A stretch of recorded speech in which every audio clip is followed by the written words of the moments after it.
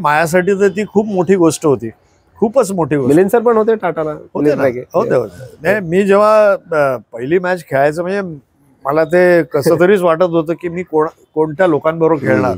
कारण रामनाथ पारकर आणि आपले दिलीप सर, नाही दिलीप नंबर 3 होता किंवा 4 होता, सुधीर नाईक.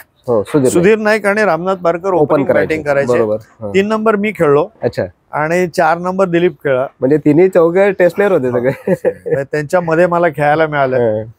आणि Milind Rege 5 number, 6 number Ranjan Baindoor, 7 number Ravi Kulkarni, Padmakar Shivalkar, 8 number Ravi Thakkar होता, राजू कुलकर्णी, नंतर मग किरण मोरे जॉईन झाला, रवी शास्त्री नंतर जॉईन झाला. म्हणजे सगळे अशी एवढ्या मोठ्या टीम मध्ये मला खेळायला मिळालं. आणि नंबर 3-4 मध्ये मी बॅटिंग केली. मी 15 वर्ष खेळलो कायम 3-4 नंबर मध्ये मी टाटासाठी खेळलो. खूप मोठी गोष्ट होती माझ्यासाठी पुण्याहून जाऊन तिथे खेळायला मिळणं आणि त्या पोझिशन मध्ये खेळायला मिळणं. आणि तसा परफॉर्मन्सही होत गेला.